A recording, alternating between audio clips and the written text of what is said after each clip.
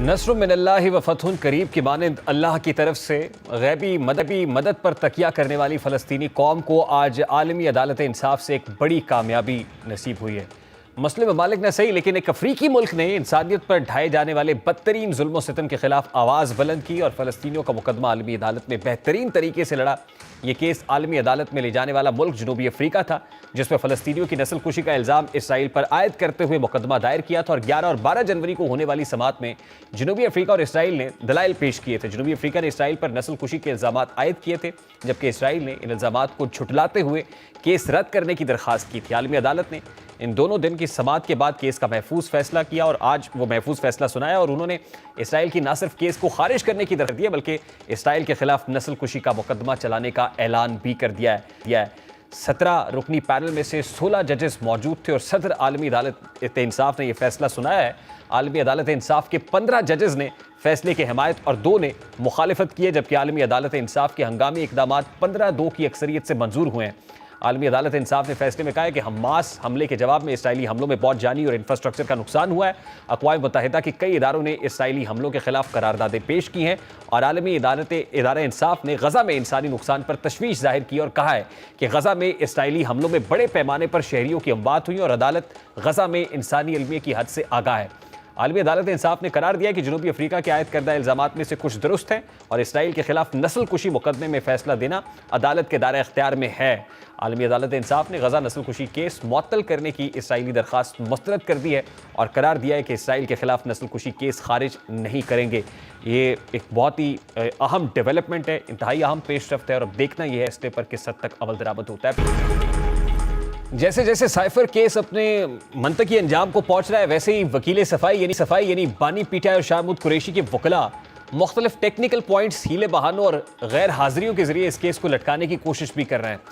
दोनों मुल्जिमान के वकला को गवाहान के बयानात और उन पर जरा होते देखकर ऐसा महसूस हो रहा है कि जैसे इसके बाद एक लंबी और सख्त सज़ा उनके मौकलान का मुकद्दर बन चुकी है और अपने ख्याल के तहत वो केस को मुख्तलिफ टेक्निकल ग्राउंड्स पर उलझा रहे हैं। इस केस में टोटल 25 गवाहान हैं जिनके बयानात कलमबंद हो चुके हैं, जबकि इन 25 में से 4 बुनियादी गवाहान के बयानात पर जिरा भी मुकम्मल हो चुकी है। लेकिन इसके बाद से केस को लटकाने के हरबे इस्तेमाल होना शुरू हो गए, जिसके तहत आज तीसरे रोज़ भी साइफर केस की समाअत नहीं हो सकी। ऑफिशियल सीक्रेट एक्ट की अदालत के जज वकला सफाई के पेश ना होने पर बरहम भी हुए और जज ने वकला सफाई का गवाहान पर जिरा का हक खत्म करने से मुतालिक दरखास्त पर फैसला भी महफूज कर लिया है।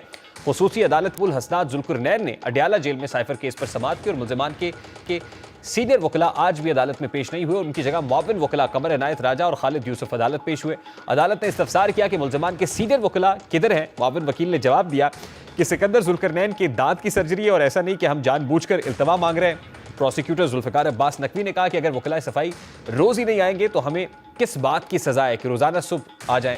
बाज़ गवाह जिरा के लिए दुबई से पाकिस्तान आकर बैठे हुए हैं और ये रोज़ाना अदालत में पेश होते हैं। वकला सफाई जिरा करने से कतरा रहे हैं और ताख़ीरी हरबे इस्तेमाल कर रहे हैं। अदालत ने कहा कि मैं बतौर जज सुबह 9 बजे का यहाँ आकर बैठा हूँ।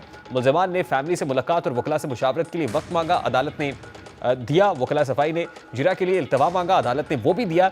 अब आप एक लंबी तारीख लेना चाहते हैं, आखिर किस बुनियाद पर तारीख दें? जिसके बाद ऑफिशियल सीक्रेट एक्ट अदालत ने प्रोसिक्यूटर्स की जानिब से गवाहान पर जिरा करने का हक खत्म करके केस आगे बढ़ाने की दरख्वास्त पर फैसला महफूज कर लिया है। इस मुतालिक अब क्योंकि 25 गवाहान के बयानात रिकॉर्ड हो गए हैं, जिनमें से 4 बल्कि 5 गवाहान के जो बयानात हैं वो इंतहाई अहमियत के हामिल हैं। उसमें साबिक प्रिंसिपल सेक्रेटरी टू वज़ीर आज़म आज़म खान हों, साबिक सेक्रेटरी खारजा सुहेल महमूद हों या साबिक सफ़ीर पाकिस्तान असद मजीद हों।